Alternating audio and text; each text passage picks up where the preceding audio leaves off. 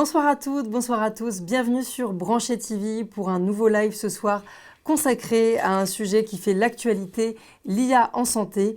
Une perte de contrôle, êtes-vous prêt à sauter le pas? Un titre volontairement provocateur, mais effectivement aujourd'hui l'IA est partout. Certains disent même que dans un futur proche, l'IA pourrait remplacer le médecin. Science-fiction, réalité, en tout cas une chose est sûre, le médecin qui restera dans sa grotte et qui refusera le progrès ne pourra pas s'en sortir. Nous en parlons tout de suite avec les experts qui sont avec moi en plateau. À ma gauche, le professeur Jean-Michel Constantin. Bonsoir Jean-Michel. Bonsoir. Bienvenue, vous êtes le président de l'ASFAR et vous êtes anesthésiste réanimateur bien sûr. C'est ça. Merci d'être avec nous. Merci à vous de l'invitation. À ma droite, docteur Patrick Georges Avordios, que vous connaissez, qui est anesthésiste réanimateur et président d'ASPRO. Bonsoir Patrick Georges. Bonsoir Alexia.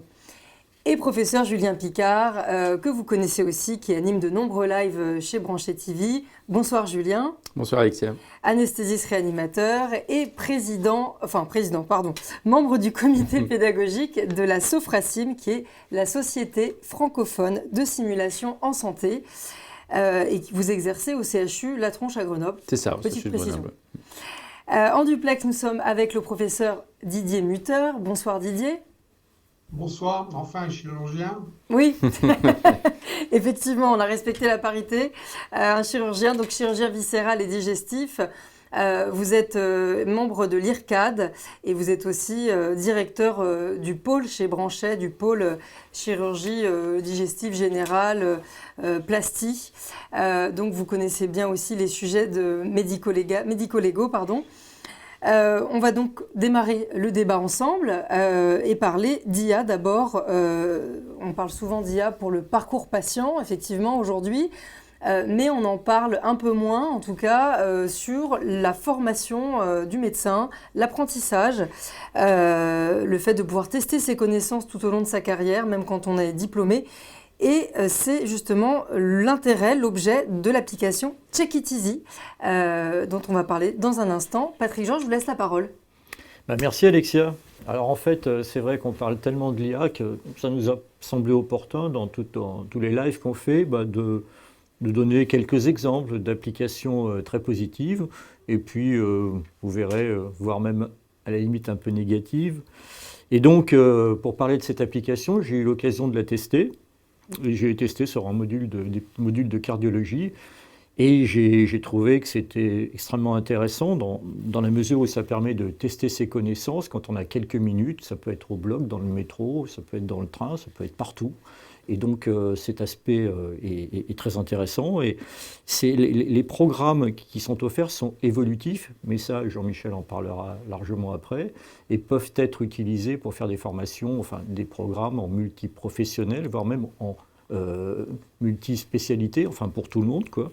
Et pour les aides qui sont à tout moment consultables, on utilise les fiches réflexes de l'ASFAR. Ah, c'est une bonne référence. Oui. Et il se trouve que je les connais bien pour avoir participé à leur création à une époque. Et donc, le support pédagogique est excellent. Et voilà. Je pense que Jean-Michel, maintenant, va pouvoir le présenter pour que tout le monde puisse se faire une opinion là-dessus, quoi. Absolument. Juste avant que je vous laisse la parole, Jean-Michel, j'ai quelques remarques sur des petits soucis de son. Est-ce que c'est réglé? Très bien, je voulais juste vérifier pour qu'on puisse continuer dans les meilleures conditions. Jean-Michel, je vous laisse présenter Check It Easy. Vous êtes à déjà, est-ce que vous pouvez nous parler de la genèse du projet avant qu'on rentre dans le détail du fonctionnement? Vous qui êtes anesthésiste réanimateur, c'est intéressant de développer une application pour tous vos confrères, quelle que soit la spécialité. En fait, on a voulu développer cette application initialement pour optimiser les aides cognitives. On a monté avec un groupe, on est 3 à avoir fondé ça, une qui fait la communication, un qui fait le web design et l'application et moi. Et on disait, on va essayer de professionnaliser les aides cognitives interactives, ce qu'on n'avait pas pu développer complètement avec l'ASFAR pour des questions de budget. Et en fait, en faisant une espèce d'étude de marché internationale où on a audité pas loin de 200 professionnels sur les 5 continents, on s'est rendu compte, et je pense que ça ne surprendra personne ce soir, que ce qui manquait aux professionnels de santé, c'est de la formation. Parce que c'est difficile, parce qu'on n'a pas le temps, parce qu'il faut faire ça en plus. Et donc on s'est dit, tiens, on va peut-être essayer de mixer et les aides cognitives et la formation. Et donc, dans ce sens-là, on a développé l'application. Si on peut avoir la vidéo, je vous montre ça rapidement. Oui. Donc, on a un Ça va être triptyque, diffusé. en fait, Voilà. qui est trois choses. Il y a les aides cognitives de la SFAR, donc pour agir. Il y a des quiz pour la formation et la formation continue. Et il y a un suivi de la performance. Si on peut la lancer, la vidéo, s'il vous Oui, plaît. parce que là, elle est sur pause, je pense. Elle est statique. Donc, on a les quiz, les aides cognitives et la formation. Ça marche bien entendu online. Là, vous avez les types de quiz. On a des quiz généraux, des connaissances générales d'une thématique, par exemple sur l'arrêt cardiaque. On a des outils de mémorisation de l'aide cognitive. On la détricote dans tous les sens parce qu'en fait, la littérature montre que les aides cognitives, ça améliore les pratiques si on les connaît. Si on les découvre en même temps que la situation de crise, ça a même tendance à aggraver les choses. Donc il y a toute cette partie ancrage. Et puis après, il y a des cas cliniques qui peuvent arriver sur les différentes thématiques. Il y a un petit cas qui se fait en 3 minutes, donc on peut faire au café, dans le métro, où on veut. Et donc avec ça, on va pouvoir s'entraîner régulièrement. Le but est, en fait, notre idée était de dire que si c'est la formation qui vient à vous, ce sera beaucoup plus facile. Voilà. Là, on voit les aides cognitives, les questions génériques sur l'arrêt cardiaque, par exemple. En dessous, vous avez les quiz de mémorisation de l'aide cognitive. Donc, en fait, on la déconstruit, puis on pose des questions pour la reconstruire et la mettre dans le bon sens. Avec 2 niveaux sur chaque aide cognitive, pour voir en fonction de ce qu'on veut en faire. Et puis, une fois qu'on a fini ça, qu'on a fini ces quiz de mémorisation, on a des petits scénarios. Là, par exemple, vous avez le cas, vous arrivez au bloc opératoire, c'est de la chirurgie digestive pour faire plaisir à notre ami chirurgien, et on vous dit, vous avez ce scope-là, qu'est-ce que vous en pensez? C'était juste après l'induction, qu'est-ce que vous faites? Comment vous vérifiez? Que ce soit un arrêt cardiaque, etc. On va tout détricoter. Et donc ça, ce sont les aides cognitives. C'est l'entraînement. Et donc, vous voyez ce qu'on fait. Si vous avez fait plus de 80% ou moins de 80%, vous savez quelles étaient vos réponses justes et quelles étaient les réponses fausses. Donc, on progresse. Et au fur et à mesure, on a un suivi, un dashboard qui fait que je sais que celle-là, je l'ai validée, celle-là, je ne l'ai pas validée. Il faudra probablement que j'y retourne. Donc, ça permet d'avoir une vision, ce que font très bien les pilotes dans l'aéronautique, de quel est notre niveau de formation à ce niveau-là. Si je me transporte après ça en situation réelle, donc que ce soit en simulation, soit dans la vraie vie, je vais pouvoir utiliser la partie aide cognitive de l'application. Donc là, on voit tout ce qui a été fait par les différentes personnes. Donc théoriquement, voilà, là, je vais lancer une aide cognitive. C'est une aide cognitive dynamique. Par exemple, là, c'est la bradycardie. Et donc, je vais checker comme sur l'aide cognitive. Ça, j'ai vérifié, ça, j'ai vérifié. Ça, il faut voir. Si je n'ai pas envie de vérifier telle page, je ne vérifie pas. Si j'ai envie de rappeler l'aide cognitive de la SFAR pour jeter un coup d'œil générique, je la rappelle.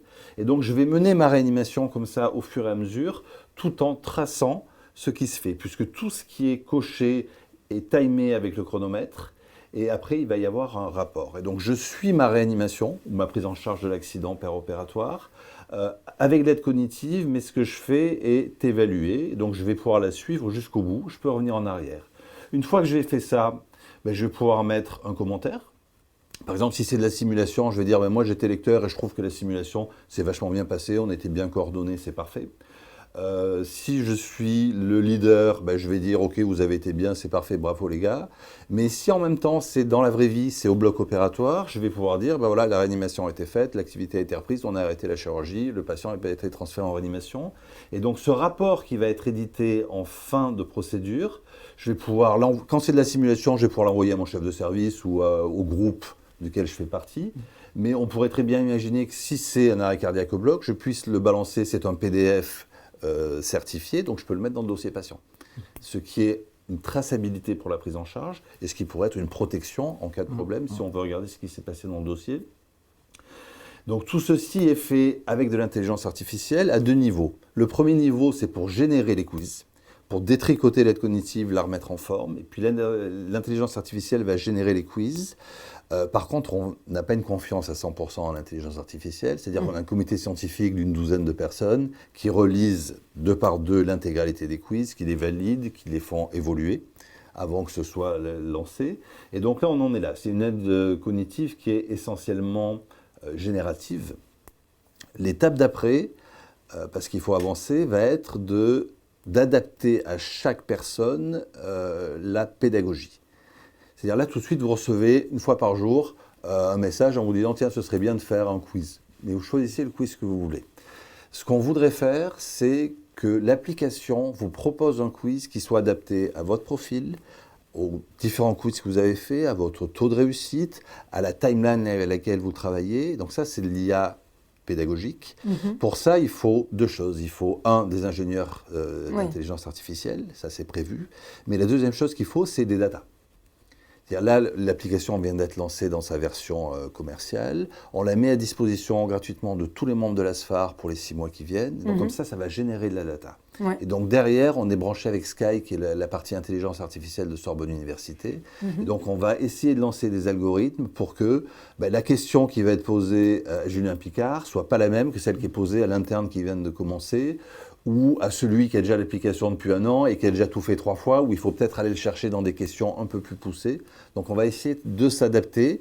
Il y a du contrôle humain, mais il y a une vraie part de l'intelligence artificielle pour essayer de nous aider à apprendre, continuer à nous former, nous entraîner, nous aider dans la prise en charge de nos patients de façon un peu ludique et qui ne prennent pas trop de temps sur ni notre temps personnel, ni notre activité professionnelle qui déjà surcharge largement nos agendas. Donc voilà un petit peu où on en est pour vous faire le pitch rapidement de l'application. Écoutez, bravo pour ce travail. Quand vous parlez de formation, moi, ça me fait penser aussi aux chefs de clinique, aux internes qui, malheureusement, ne peuvent pas tout voir, quelle que soit leur spécialité pendant leur cursus aujourd'hui, et qui auraient grand besoin également d'avoir des modules pour se former sur des actes ou sur des prises en charge. Et même en médico-légal où ça n'est pas enseigné à l'université aujourd'hui. Donc il y a effectivement beaucoup à faire d'un point de vue éducation, pédagogie. Ça vous a mis combien de temps de développer la première phase ? On a mis 6 à 8 mois d'études de marché, c'est-à-dire de discussions avec des cliniciens, de discussions avec des professionnels de la formation dans l'aéronautique. Après, on a eu à peu près 1 an de développement. Et puis voilà, petit à petit, on monte en puissance. 1 an, c'est pas beaucoup pour une application aussi fournie. Alors, c'est pas beaucoup quand on vient du domaine de la santé, c'est astronomique quand on se retrouve dans le domaine de la tech. On n'a pas du tout le même rapport avec le temps. D'accord. Donc les 3 fondateurs que nous sommes, les 2 autres sont vraiment des produits de la tech. Ils trouvent ça délirant, le temps qu'on met pour avancer. En pratique, c'est vrai que ça va très vite. Quand on a l'habitude des process dans le monde médical où il faut valider, on a fait une étude clinique, par exemple, pour valider l'intérêt et l'adhésion avec des internes. Tout ça. On a fait un processus qui est très médical. Donc, vous trouvez que ça va vite. Les gens de la tech trouvent que ça va lentement. Globalement, on arrive à un produit qui est satisfaisant. Et c'est, je pense, ce qui est le plus important. On a commencé par l'anesthésie réa parce que c'est ce qu'on sait faire. Mais comme le disait Patrick Georges, c'est ouvert à tout. Oui, c'est un là, on est en train de développer sur la médecine d'urgence, mais on pourrait très bien l'imaginer dans plein d'autres spécialités. Absolument. Est-ce qu'actuellement, tu as des partenaires d'autres sociétés savantes qui ont dit nous, ça nous intéresse, on voudrait participer au développement, je ne sais pas, les orthos, les digestifs ou qui que ce soit, d'autres qui auraient envie de développer avec leurs propres fiches réflexes et aides cognitives, quoi. Alors, pas encore. Là, on commence à travailler avec la SFMU. Mais en fait, on se retrouve confronté à un problème avec d'autres sociétés savantes, c'est qu'il y a peu de sociétés savantes qui ont des aides cognitives qui sont fonctionnelles, qui sont validées. Et l'ASFAR était très en avance là-dessus. Et donc nous, on a un partenariat avec l'ASFAR officiel qui était signé d'emblée bien avant que je sois président. C'est bien de le préciser. Non, faut le préciser. Et puis nous sommes une entreprise à mission, c'est-à-dire que le chiffre d'affaires de Check It Easy, quand il y en aura un, il y aura un pourcentage reversé à la FAR systématiquement qui permettra d'aider sur les nouvelles aides cognitives et sur tout ça. Donc on est ouvert aux autres spécialités, mais c'est le tout début, on va dire. D'accord. Merci Jean-Michel, on va avancer dans le débat et bien sûr on va revenir aussi sur d'autres IA dans l'anesthésie-réanimation. Julien, on va parler un petit peu d'IA avec vous. Alors déjà, est-ce que vous pouvez nous dire un mot de la Sophracim avant qu'on parle un peu de différentes questions et différents projets dont vous voulez nous parler au niveau de la formation? Donc, la Sophracim, c'est la société francophone de simulation en santé. Donc c'est une société qui, on va dire, regroupe tous les francophones, français, suisses, belges, essayer d'oublier personne, québécois, du Maghreb, du Liban, de toute l'Afrique de l'Ouest et subsaharienne, bref, j'espère avoir oublié personne, et qui s'intéresse effectivement au développement de la simulation, à la fois comme outil pédagogique essentiellement en santé, mais aussi comme outil d'évaluation. Et les anesthésistes réanimateurs ont été parmi les pionniers, avec les urgentistes, avec les pédiatres et les obstétriciens. On reconnaît les spécialités où Un risque. il y a en tout cas des situations aiguës et critiques qui justifient d'utiliser cet outil. Et notre objectif, c'est de promouvoir, d'aider à développer la diffusion et la recherche en simulation en santé. Voilà. Et forcément avec de l'IA. Alors l'IA, c'est vrai que quand on pense à simulation, on pense tout de suite au techno et forcément à l'IA. C'est vrai qu'un des travers de la simulation, c'est que c'est très consommateur de ressources matérielles, parce qu'il faut du matériel. Ce n'est pas indispensable, mais il en faut. Et il faut des ressources humaines. Quand vous faites un enseignement par simulation, vous avez besoin finalement de plus d'enseignants, d'encadrants, que si vous faites un cours magistral en amphithéâtre. Et c'est vrai que l'intelligence artificielle, tout de suite, est un outil qui peut être intéressant, je dirais pour 3 raisons. La première, c'est comme outil de personnalisation des parcours pédagogiques. Vous évoquiez que l'interne, un tel, n'a pas forcément besoin des mêmes choses au même moment, ou il n'y a pas de raison pour qu'il l'apprenne à la même vitesse que son collègue. Et donc, cette intelligence artificielle nourrie, parce que c'est une bête qu'il faut nourrir, l'IA, par les données issues de cet apprenant, on peut l'aider à personnaliser son parcours pour optimiser ses acquisitions, qu'il s'agisse de compétences techniques ou non techniques. Première chose. Deuxième chose, c'est qu'on sort actuellement des nouvelles modalités du concours de l'internat, sont les ECOS, et on en reparlera peut-être, mais ça a été consommateur. En gros, on a mobilisé tous les universitaires, de gré ou de force, pour encadrer et évaluer. Et au point de se dire, mais il va falloir faire ça chaque année. Et c'est vrai qu'on a des endroits dans le monde où se pose la question de faire évaluer des professionnels de santé par des intelligences artificielles. On aura peut-être l'occasion d'en reparler. On peut en parler maintenant, parce qu'en fait, effectivement, on en parlait quand on préparait ce live avec Jean-Michel Constantin, de ce nouvel examen sur des connaissances techniques, non techniques, qui a requis des moyens humains énormes. Vous avez peut-être quelque chose à dire également, professeur Constantin, là-dessus. Il y a 2 éléments, à mon avis. Un, c'est le coût. Le coût pour les universités de l'organiser, mais le coût pour l'hôpital. Tous les universitaires qui étaient là pendant 2 jours et 2 jours et demi parce qu'il y avait la préparation n'ont pas travaillé, n'ont pas consulté, n'ont pas opéré. Donc ce coût, il est astronomique pour l'hôpital. 2, on peut se poser des questions quand même quant à la variabilité inter-observateur et que probablement on devrait pouvoir développer des outils qui soient capables en vidéo d'être objectifs, de ne rien louper et de gagner du temps, de l'argent et peut-être un peu de compétences. Puis il y a la génération des questions d'examen, parce qu'on a dû créer des scénarios, des ateliers, mais il va falloir en recréer pour l'année prochaine. Et chaque année, ça c'est coûteux, il ne faut pas refaire les mêmes, mais en faire du même type, parce qu'il faut que ce soit calibré. Et on peut tout à fait imaginer solliciter une intelligence artificielle qu'on aurait nourrie avec les connaissances à avoir, les compétences à acquérir, le programme qu'on exige des étudiants et qui nous générerait des questions, des ateliers, des scénarios qui soient standardisés, qui soient typés et qui soient pour autant confidentiels jusqu'à leur sortie et diffusion. Voilà. Et je voulais simplement citer la 3e piste qui me semble pertinente dans le monde de la simulation, c'est celui de, toujours en termes de ressources, de patients standardisés ou patients simulés. Ça aussi, ça a un coût, parce qu'il faut trouver soit des acteurs, soit des patients. On en trouve. Mais si on veut vraiment diffuser cette méthode d'enseignement auprès de tous les professionnels de santé, ce n'est pas que les futurs médecins, c'est les futurs infirmiers, etc., eh bien, il va nous en falloir beaucoup. Et on a des publications dans la littérature qui s'intéressent justement à l'utilisation d'intelligence artificielle pour remplacer des patients standardisés ou des professionnels de santé standardisés en tant qu'outil pédagogique, c'est-à-dire que l'étudiant va avoir face à lui une intelligence artificielle qui va jouer le rôle d'un patient, d'un professionnel, et qui va permettre de reproduire une situation de façon très réaliste, mais aussi en recueillant les réactions de l'étudiant et donc en lui fournissant un feedback informatif pour sa progression pédagogique. Un mot là-dessus, Jean-Michel ? Julien a entièrement raison, et c'est exactement ce qu'on utilise dans Check It Easy, c'est-à-dire que les quiz sont générés par l'intelligence artificielle. Et 1, ça permet de gagner du temps, et 2, ça permet d'avoir des niveaux en fonction qu'on prépare en quiz pour des jeunes, pour des seniors, pour des super seniors. L'IA est tout à fait capable de s'adapter et sortir des quiz, 1, standardisés, et 2, avec un niveau, et c'est assez bluffant. Ça fait gagner un temps énorme, et donc ça permet d'avoir une production de dossiers cliniques, de QCM, de quiz qui est très importante, et donc vraiment de s'adapter aux besoins de chacun. Donc je souscris totalement à ce que tu dis. Vous voulez rebondir là-dessus, Patrick Georges, ou on passe au sujet On peut passer, non, je disais en parlant de Check It Easy, donc tous les quiz que j'ai pu tester dans le questionnaire, c'est l'intelligence artificielle qui les a totalement générés. C'est l'IA qui les a entièrement générés. J'ai dû générer les 2-3 premiers pour lui montrer comment on faisait. Et puis là maintenant le modèle génère des quiz. Quand on n'est pas tout à fait d'accord avec ce qu'il dit, on lui fait remonter, donc il apprend au fur et à mesure. Ouais. Et là, on a un stade où c'est quasiment automatisé. Il faut qu'il y ait une validation, il y a une double validation à chaque fois, mais je pense qu'on gagne en temps et qu'on gagne en pertinence des quiz. Parce que c'est assez bluffant. J'ai toujours été impressionné par l'esprit des fois un peu retors de certains profs qui font des questions. On se dit, mais comment il a pensé à cette question-là? Et en fait, l'IA le fait très très bien. D'aller chercher la petite...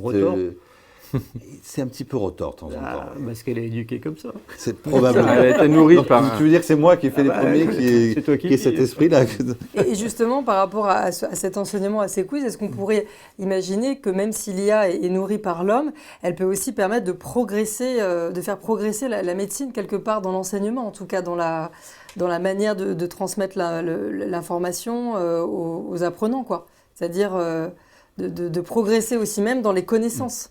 C'est évident. C'est évident d'abord parce qu'on peut se former quand on a envie. Et ça change tout. On n'est plus obligé d'être... et puis parce que le champ des connaissances est infini, la littérature évolue très vite.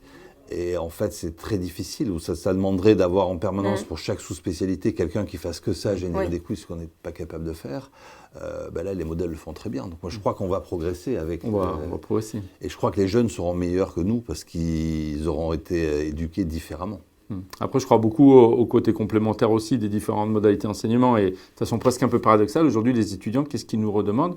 Des cours en amphi, des cours magistraux. Oui, c'est bien d'être en contact avec quelqu'un. Vous nous moquez de nous, vous avez réclamé pendant des années des choses plus personnalisées, plus dynamiques, plus techniques. Et puis, donc probablement que c'est le mélange des modalités, des outils pédagogiques qui permettent d'enrichir l'enseignement et donc d'améliorer ensuite les compétences des futurs professionnels.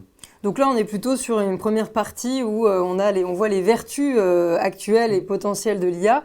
On va passer la parole à Didier Mutter, qu'on n'a pas encore entendu. Justement, Didier, est-ce que vous pourriez nous présenter... alors, vous avez fait une diapo synthétique un peu du parcours de l'IA dans la formation des médecins et l'aide qu'elle peut apporter.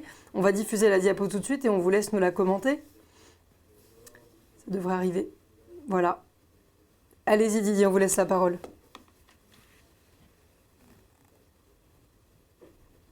Alors, je ne sais pas si vous êtes...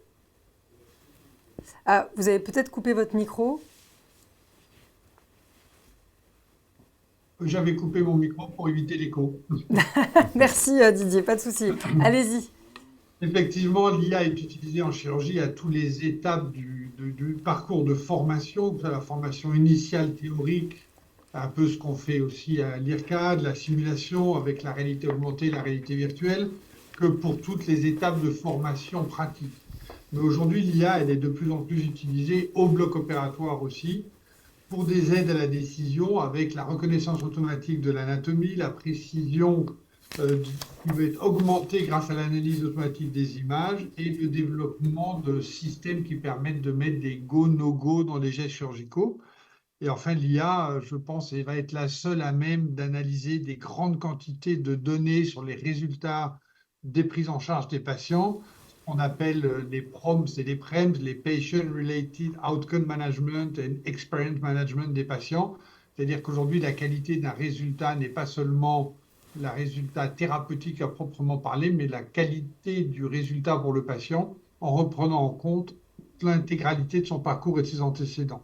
Cette analyse des données permet de faire une modélisation prédictive et c'est les grands projets de jumeaux numériques qui sont développés, auxquels on participe aussi avec Dassault aujourd'hui, le projet MediTwin qui a pour objectif de créer un modèle virtuel du patient et on essaie de prédire toutes les options thérapeutiques pour choisir la meilleure.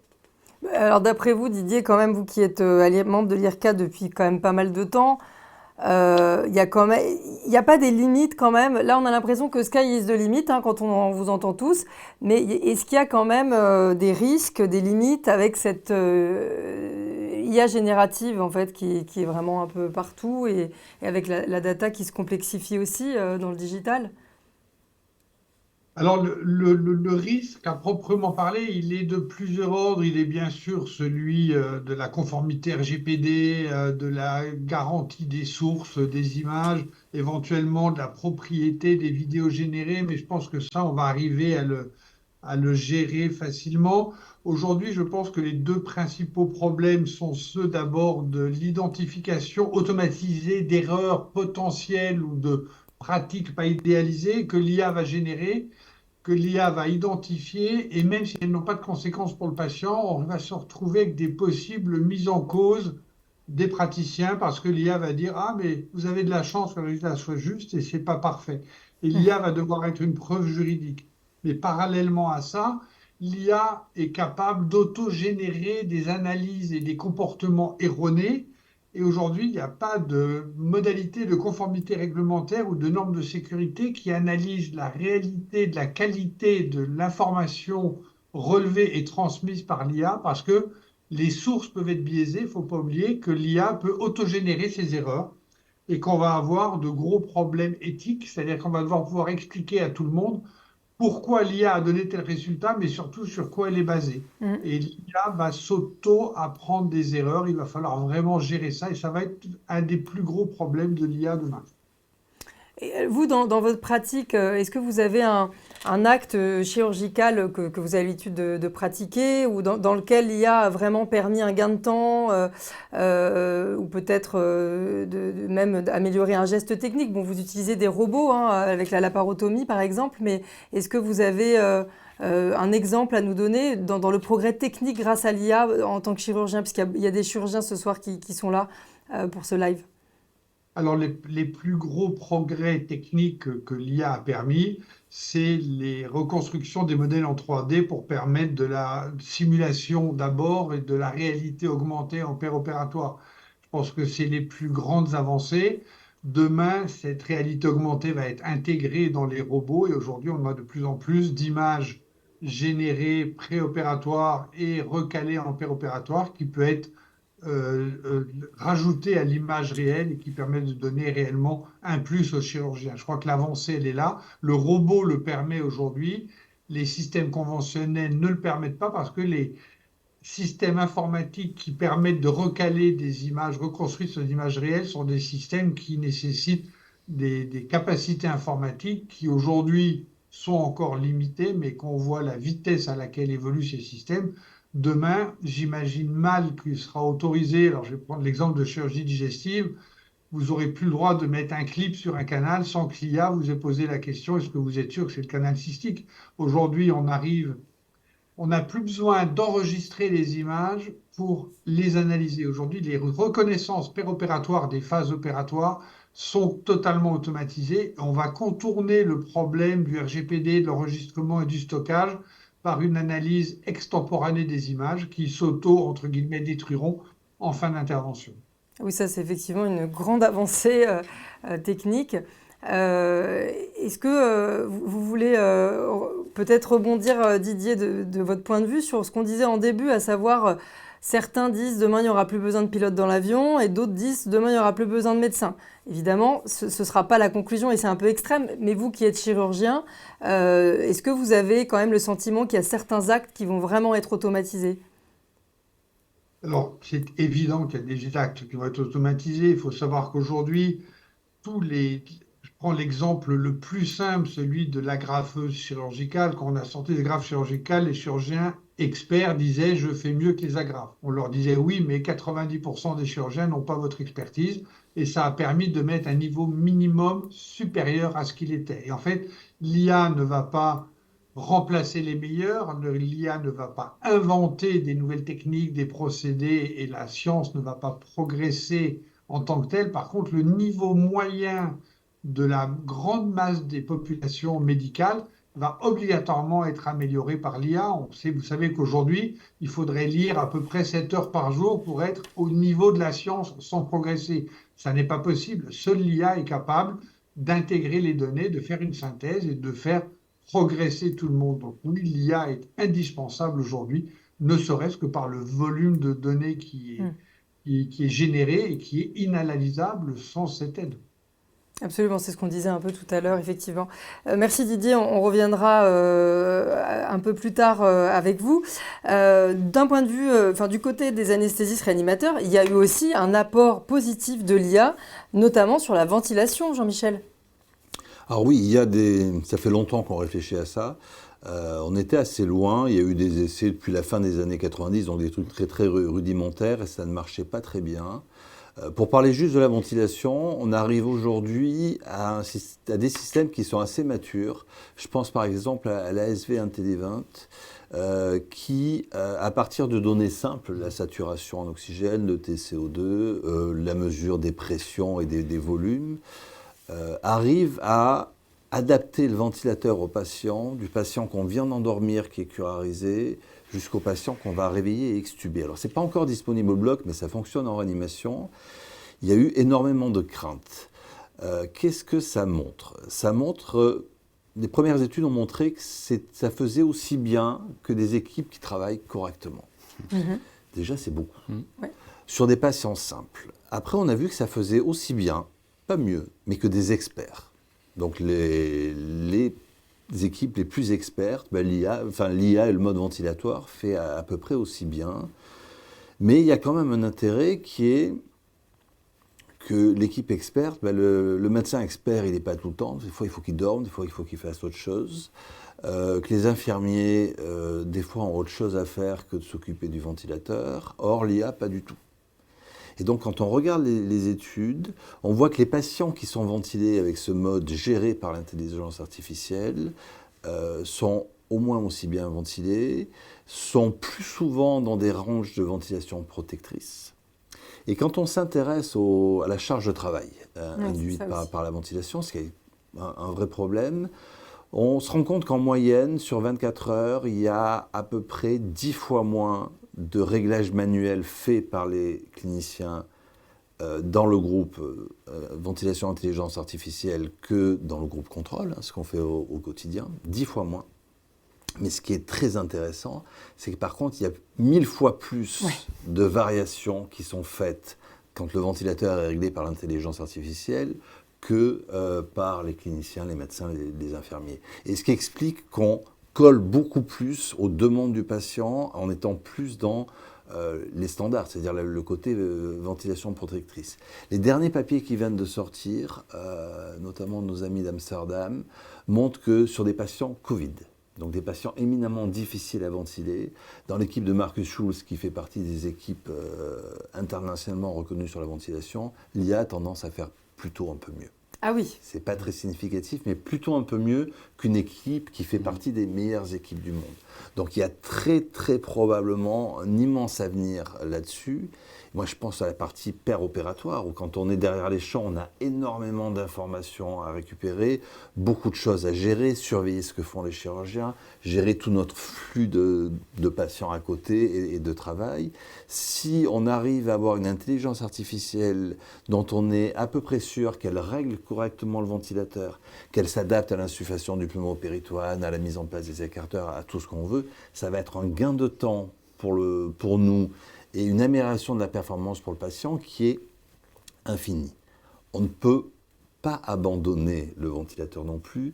Ce que montre l'expérience quand on se sert de ce monde et les données, c'est que la difficulté pour les cliniciens n'est plus du coup sur les réglages, elle est sur la mise en place des alarmes et sur les bonnes alarmes au bon moment. Ouais. Et en fait, il faut comprendre comment fonctionne le modèle pour être sûr qu'on a mis les bonnes alarmes et pas se retrouver dans ce qui a été fait dans le Rio-Paris il y a quelques années où les alarmes n'étaient pas les bonnes, où elles n'ont pas été comprises. Il faut qu'on comprenne pourquoi le ventilateur sonne et donc comment est-ce que j'ai réglé mes alarmes. Donc ça demande un petit peu d'acculturation, de changement de pratique, mais le gain de temps et de qualité me semble immense et je crois vraiment à cette partie-là dans les 10 ans qui viennent. Oui, pour la réanimation, effectivement. Et pour le bloc opératoire. Il y a 12 millions d'anesthésies par an en France. On va dire qu'il y en a sûrement 6 millions où les patients sont ventilés. Vous imaginez la charge de travail qu'on va diminuer. Et pour une amélioration de la qualité des soins, je crois que c'est un marché qui est extraordinaire pour l'avenir. Alors dès que ça, enfin, c'est formidable, mais c'est vrai qu'on ne peut pas s'empêcher quand même de se poser certaines questions. Et quand on entend ce que tu développes, on se dit qu'il va falloir changer aussi nos pratiques d'enseignement, parce qu'il va falloir apprendre, par exemple dans le réglage des alarmes, à nos futurs professionnels à reconnaître d'autres choses qu'ils ont l'habitude de reconnaître aujourd'hui, puis à raisonner différemment, puisque les biais potentiels ne seront plus les mêmes. Mais ça fait peur quand même, parce que dès qu'on parle d'automatisation, de machine, on ne peut pas s'empêcher d'imaginer une panne. Et si on a une panne et qu'il faut se remettre à faire quelque chose qu'on ne fait plus, parce que ça fait 10 ans, 15 ans que c'est une machine qui le fait qu'on ne le fait plus, c'est forcément une question qu'on se pose. Hein. Est-ce que tu penses qu'on va être obligé un petit peu de valider, comme on fait dans l'aviation, les anesthésistes, enfin les médecins, sur les machines qu'ils utilisent? Actuellement, ça devrait être un peu le cas, mais l'expérience couvre.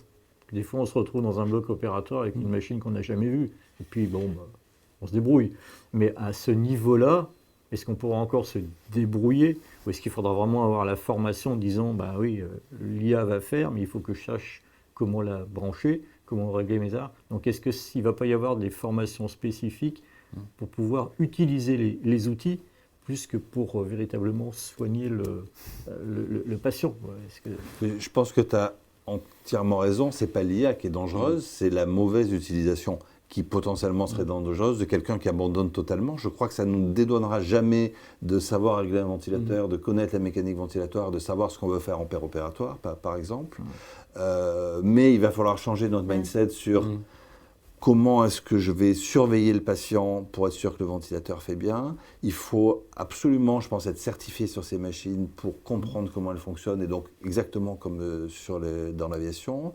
Et après, on peut se dire que probablement ce sera un module de Check It Easy qui sera comment est-ce que je surveille le patient ventilé en mode automatique. Je suis sûr que dans 2 ans, on l'aura. Et donc régulièrement, on aura la question qui vient en disant comment est-ce que je règle les alarmes dans telles conditions. Et donc il va falloir de l'entraînement. Mais pour rebondir sur ce que dit Julien, qui évidemment avait raison, ça va demander un changement de pédagogie. 1, sur les objectifs, qu'est-ce qu'on veut apprendre, et 2, sur la certification continue, parce qu'on ne pourra plus se permettre d'être en roue libre en disant si la ventilation, j'ai appris ça quand j'étais interne, je sais toujours faire. Non, parce que les machines vont évoluer, la littérature évolue. C'était très intéressant, je trouve, ce qui a été dit, qu'il faudrait passer 7 heures par jour pour tout suivre. Oui, on ne peut pas, donc il va falloir des aides. Et l'intelligence artificielle peut probablement nous aider sans nous enlever notre contrôle, ni notre connaissance, qui reste fondamentale. Moi, je ne crois pas dans 10 ans, on sortira les docteurs des blocs opératoires, des services de réanimation, des salles. Non, il y aura toujours besoin de docteurs, mais qui travailleront différemment. Oui, pour autant, il ne faudrait pas qu'il y ait une médecine à 2 vitesses, avec des gens qui sont très pointus, très formés, et d'autres qui sont à la ramasse. Donc effectivement, il faudra que le système éducatif, l'hôpital public s'empare aussi de cette problématique-là pour investir encore plus qu'elle ne le fait déjà sur les outils, que ce soit des outils de formation comme Check It Easy ou des outils ou des centres vraiment pour les former, pour former les médecins de demain sur des stages. Voilà, il faudrait quand même que tout le monde soit au même niveau, quoi. Et en même temps que le médecin sache aussi ce que c'est que la médecine basique, entre guillemets, le geste en cas de problème. On n'a pas parlé encore, Patrick Georges, de la cœlioscopie. Vous aviez une question pour Didier ? Oui, mais je pense qu'il a un petit peu répondu déjà tout à l'heure. Oui. Est-ce qu'on enregistre, depuis longtemps, on enregistre des procédures de cœlioscopie. Est-ce que ça apporte quelque chose, Didier ? En 2 mots pour compléter, d'abord aujourd'hui, on ne peut pas enregistrer toutes les opérations, que le volume de stockage est proprement parlé délirant. Ça sera faisable qu'on arrivera à concentrer les images et qu'il faut absolument que cette vidéo fasse partie du dossier médical de patient. C'est le problème, parce qu'autrement, on a le problème de la RGPD, on a le problème d'une vidéo qui peut être diffusée. La dernière chose qui est quand même hyper intéressante, c'est que cet enregistrement permet quand même une avancée extraordinaire en termes d'enseignement. Vous savez qu'il y a de plus en plus d'applications qui se développent sur des analyses a posteriori des vidéos pour évaluer la qualité d'une procédure chirurgicale, et ça va être demain une des méthodes de validation de l'apprentissage et de la progression des internes et des chefs, c'est évident. La deuxième partie, ça va être l'analyse extemporanée péropératoire d'une procédure. Aujourd'hui, on est capable de séquencer complètement des procédures chirurgicales. Nous, on l'utilise dans WebSurge et on le teste dans la chirurgie conventionnelle. On a des modèles dans le bypass, dans la hernie, dans la vésicule. la vidéo est capable de dire, voilà, sur les 7 phases, ben, je vous ai découpé votre vidéo en 7 phases, et le chirurgien peut très bien aller voir une phase, la revoir 10 fois, voir s'il l'a fait bien, pas bien. Donc, on a un intérêt à enregistrer, on a un gros problème éthique et réglementaire qu'il va falloir résoudre, mais ça a un intérêt à la fois d'éducation et de sécurité qui, à mon avis, est majeur. Merci Didier. On a une petite question du docteur Mathieu Clauzon, on a un peu répondu, mais je le cite quand même. Comment surveiller l'IA et vérifier qu'on ne se trompe pas, donc qu'elle ne se trompe pas, pardon. Mais en fait, on a expliqué que finalement, c'était l'homme qui devait se former, parce que l'IA n'allait probablement pas se tromper, même si elle génère des erreurs elle-même, comme l'humain peut faire des erreurs. J'ai pas la réponse, on peut en parler rapidement, mais... Il y a l'homme, bien entendu. Je pense qu'il y a des rétrocontrôles d'autres algorithmes d'intelligence artificielle qui surveilleront le premier. Et ça, c'est pas. On sait que dans toute l'aéronautique et l'aérospatiale, les boucles de rétrocontrôle sont multiples et on n'y échappera pas. Il me semble illusoire de laisser que ce soit un ventilateur, un échographe qui surligne les nerfs ou quoi que ce soit, ou un robot de chirurgie travailler tout seul. C'est de la science-fiction, mais c'est de la mauvaise science-fiction. Les rétrocontrôles seront toujours là, à mon sens. Je ne sais pas ce que vous en pensez. Mais... Pour l'instant, on ne peut que l'espérer. Après... Très bien. On va passer à une question à nouveau pour le professeur Constantin. Vous avez aussi développé l'aspect pédagogique de votre Check It Easy, mais plutôt sur les non-professionnels de santé. Est-ce que c'est ça ou est-ce que c'est une autre application ? C'est la même application. C'est la même, voilà. Mais il y a deux publics. C'est pas le même corpus. L'idée est, depuis des années, on sait que par exemple, pour améliorer la survie d'un arrêt cardiaque extra-hospitalier, la seule solution, ce ne sont pas les équipes médicales, c'est la population générale. Les pays de l'Europe du Nord sont très bien informés là-dessus. Nous, on est très à la traîne. Donc on a dit, il faut peut-être essayer de développer ce qu'on a fait en anesthésie réa pour la population générale. Donc on a un module qui s'appelle Geste qui sauve. Et donc, l'idée est de former de plus en plus de personnes en espérant améliorer la prise en charge initiale. D'un autre côté, dans toutes les entreprises, c'est une obligation, les salariés sont formés, il y en a 1 sur 5, 1 sur 10 selon le niveau de risque, 1 sur 2 des fois, tous les 2 ans à le PSC1, c'est-à-dire le niveau secouriste élémentaire, voire un peu plus élevé dans certaines entreprises. Mais 1, ça coûte cher parce qu'il faut libérer des salariés. 2, c'est une formation ponctuelle. Et puis, c'est quand même pas leur métier. Ils ont tous des métiers ailleurs et ils ne sont pas reformés pendant les 2 ans. Donc, on a possibilité aujourd'hui, avec cette application-là, de participer à la formation initiale. C'est-à-dire, plutôt que d'avoir un cahier de stage dans lequel il y a des fiches, ils ont l'application. Et 2, sur le même module, au lieu d'avoir une question par jour, c'est une question par semaine, sur qu'est-ce que vous faites pour alerter, qu'est-ce que vous faites d'un corps étranger dans les voies aériennes. Et donc on a commencé là, des formations importantes. On arrive à former jusqu'à 300 personnes en même temps dans une entreprise. Donc c'est juste une journée, au lieu d'avoir 2 salariés par 2 qui vont partir 2 jours. Là on fait ça sur une journée. Il y a la traçabilité, il y a la certification, donc on travaille avec des professionnels et des pompiers et la sécurité civile.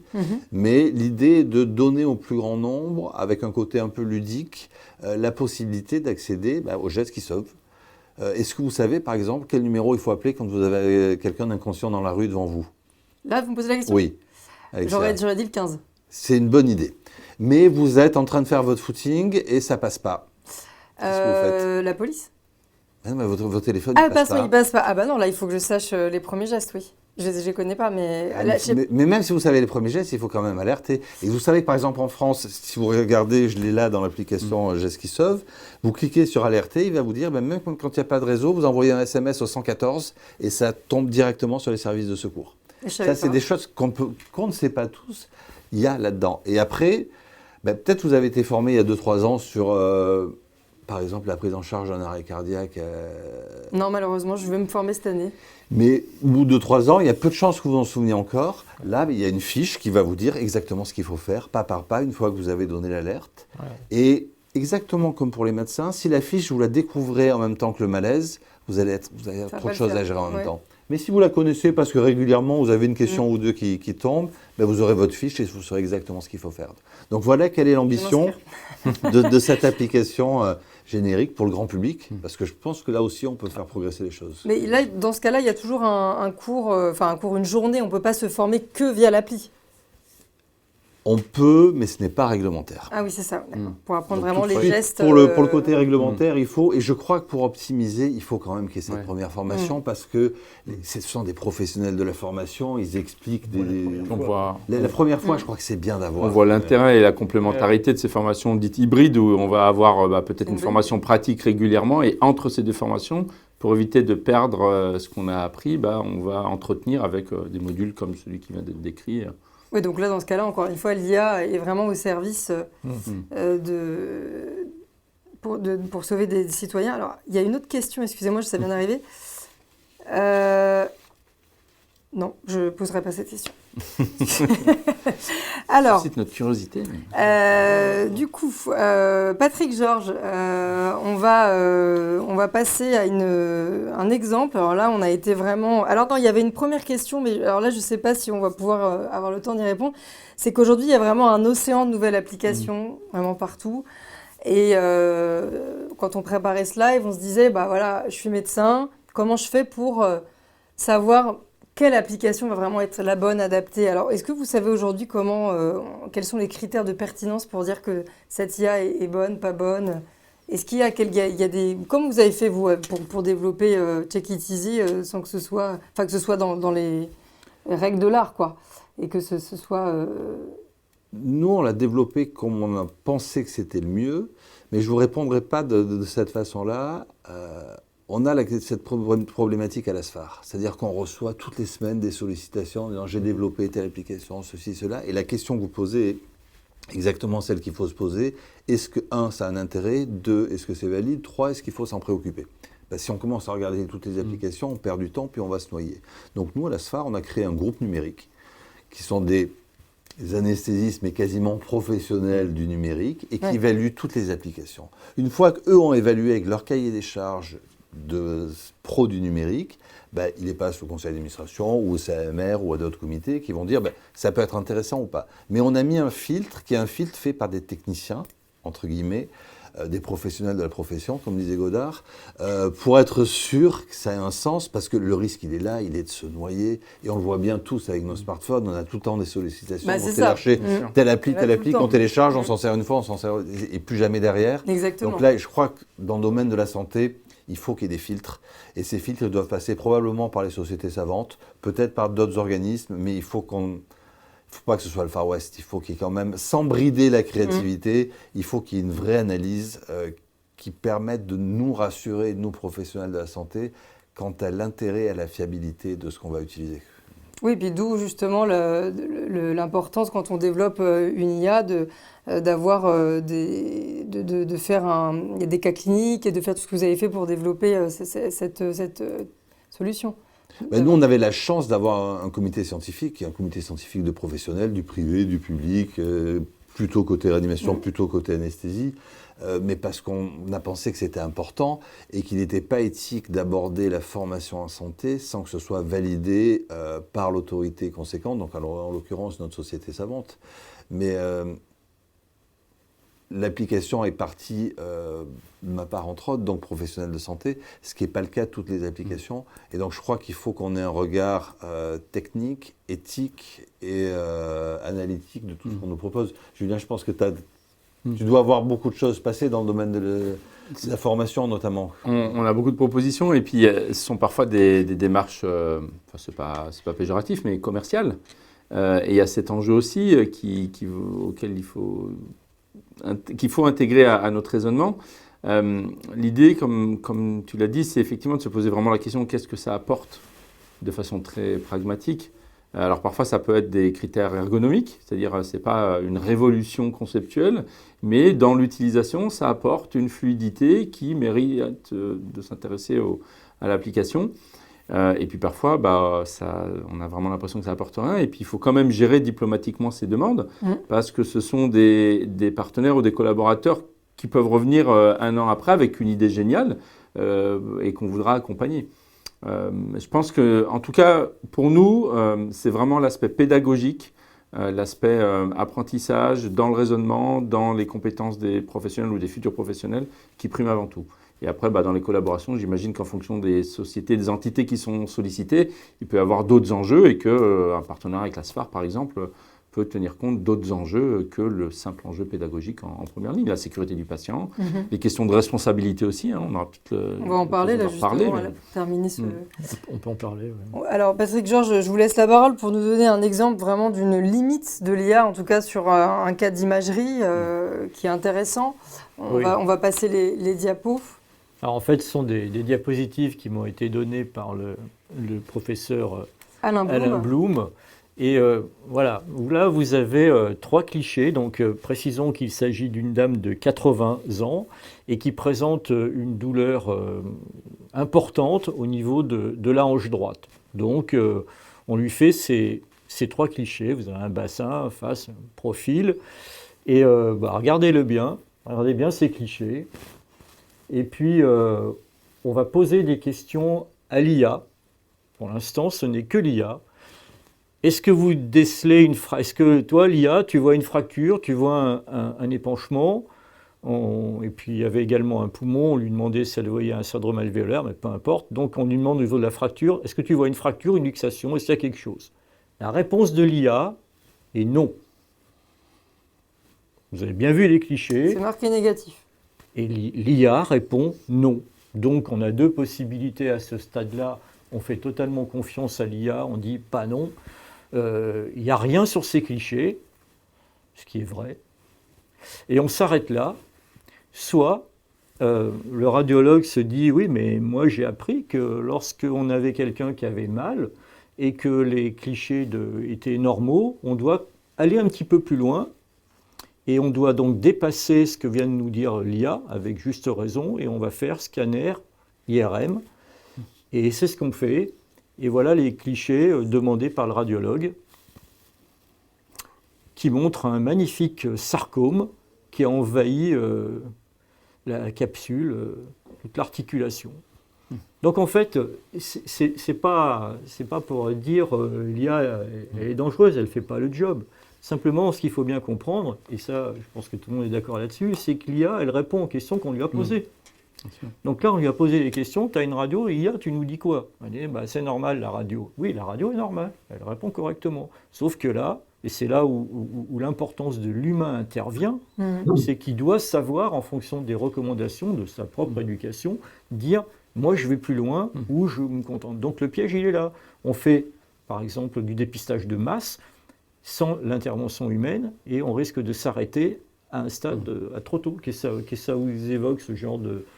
Ces clichés ça change vraiment nos modalités de raisonnement, c'est ce qu'on disait tout à l'heure. On a appris à faire des diagnostics en tenant compte de la pertinence de certains examens, de ce qu'on appelle la valeur prédictive positive ou la valeur prédictive négative. Moi, j'ai appris que quand j'avais quelqu'un qui était suspect d'une embolie pulmonaire, si je lui faisais un dosage des dédimères, et que ce dosage était très bas, ça me permettait d'éliminer une embolie pulmonaire avec une certitude assez élevée, que par contre, s'il était élevé, ça ne me permettait pas de conclure qu'il avait une embolie pulmonaire. Eh bien, il va certainement falloir intégrer l'IA comme outil, que ce soit diagnostic ou peut-être d'aide à la mise en place de traitements, mais en tenant compte de ces valeurs prédictives, je ne sais pas si on utilisera les mêmes termes, mais de ce pourquoi elle était designée, qu'est-ce qu'on lui a appris et de quoi elle est capable.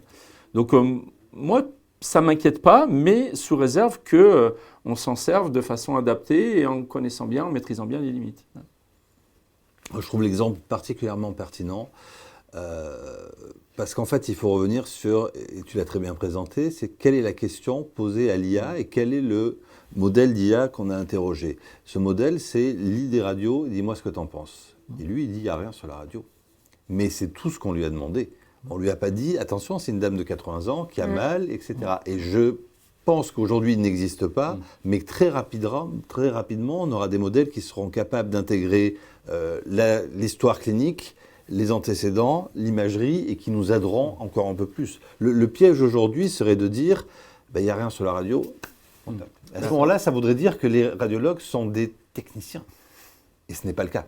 Et c'est pour ça que l'histoire que tu présentes montre clairement l'intérêt du radiologue qui analyse, pas que le cliché, la situation clinique qui va avec. Et donc probablement que l'IA arrivera à nous aider là-dessus, mais sûrement pas aujourd'hui, et sûrement pas si on essaie de lui donner des conclusions qu'elle n'est pas capable de soutenir. C'est-à-dire elle ne juge pas une histoire clinique, Là, elle a jugé un cliché radiologique. Question-réponse. Ne nous laissons pas piéger par ce que l'IA ne peut pas faire aujourd'hui, qu'elle fera sûrement demain. Alors par contre, ça fait tout de suite poser la question. Exactement. De, Quid de la responsabilité? Oui, tout à fait. Là, on se dit, si le radiologue avait dit je m'arrête là, bon, bah, perte de chance pour la patiente. Oui, Déjà, grosse oui. perte de chance. Et évidemment, bon, là, elle a 80 ans, donc ce serait peut-être ses enfants qui auraient porté plainte, comme ça arrive souvent. Et là, ça aurait évolué vite, tu sais. Là, on n'allait pas attendre les enfants, là. Mais oui, mais en tout cas, si elle n'avait pas, comme c'était avancé, ce que je veux dire, c'est que finalement, peut-être à post-mortem, les enfants auraient décidé de porter plainte pour, erreur diagnostique. En termes de responsabilité, là, le radiologue, c'est lui à qui on a confié l'examen, donc c'est lui qui prescrit ce qu'il veut demander, et c'est lui qui doit analyser le résultat. Donc la responsabilité du radiologue, à aucun moment, n'est transférée à l'IA. Alors on pourrait toujours commencer à se dire, oui, mais le concepteur... Non, je pense que là, on est loin. Là, c'est le médecin qui est responsable. Donc si le médecin, à un moment, décide de s'arrêter à un moment son diagnostic, c'est lui qui prend cette responsabilité-là. Et c'est pour ça que le piège là-dedans, c'est si on fait du dépistage, on voulait faire de la masse, qu'il fallait aller très vite et qu'on n'ait pas le temps de dire pour chaque chose, je vais l'analyser, je vais en demander davantage. Peut-être que là, ça devient compliqué. Après, ce que tu disais, Jean-Michel, tout à l'heure, quand on en parlait, imaginons un chat GPT groupé, qui soit couplé avec cette IA qui a simplement lu l'image et qui recherche en disant « Oui, mais bon, vous me dites femme, 80 ans, douleur persistante », et hop, et qui se mettent à mouliner tout ça et qui nous sortent « Il faut aller plus loin ». Alors, j'ai pas fait le test parce qu'on n'a pas eu le temps, mais moi je suis à peu près persuadé qu'on pose la question à ChatGPT en lui dépeignant ce tableau clinique et la radio normale, qui va nous proposer de faire au moins un scanner. C'est ça. Pour revenir à la discussion sur la responsabilité, je pense que dans cet exemple précis, s'il y avait une faute, c'est-à-dire si c'était visible l'atteinte tumorale sur la radio et que l'IA ait dit non c'est normal, on aurait pu probablement dire c'est un problème du modèle. Mais là, le modèle, il a répondu à la question. Donc ça ne peut être, s'il y a un souci, ça peut être qu'une faute médicale. Qu'une responsabilité médicale, oui. Aujourd'hui en tout cas. Absolument. Aujourd'hui, complètement. Absolument. Donc là, c'est très clair. Justement, on va arriver à la fin de ce live. Est-ce que vous auriez chacun, même si vous avez déjà fait une synthèse, un mot de conclusion? Didier, avant que vous nous quittiez depuis votre bureau, est-ce que vous avez peut-être une phrase qui conclut un peu les échanges sur l'apport de l'IA, puisque je rappelle que le titre, c'était quand même une perte de contrôle, point d'interrogation. Êtes-vous prêt à sauter le pas? Donc on a fait un titre un petit peu teasing pour donner envie de suivre ce live, puisque l'IA, on en parle beaucoup. Donc c'est vrai qu'il y a beaucoup de lives qui sont faits sur ce sujet-là. Mais voilà, est-ce que vous auriez un mot de conclusion de votre côté? Je crois que en un mot, la conclusion, et en fait, elle ressort de la dernière discussion qu'il y a, l'IA sur un élément n'a aucune valeur. Elle va vous ouvrir 50 000 diagnostics, d'où l'importance de créer, pour la médecine en tout cas, ce qu'on appelle le jumeau numérique qui prend en compte toutes les données du patient et surtout pas une image, une température, un examen biologique. Voilà, c'est que l'IA va devoir être associée à l'interprétation de l'ensemble des données du patient, que ce soit en péropératoire, en radiologie, en anesthésie, pour tous les domaines. Et je crois que c'est ça qui est important, c'est la création de ces jumeaux numériques. Jean-Michel Constantin, un mot de la fin. Il nous reste 1 minute, vous pouvez chacun dire un petit mot.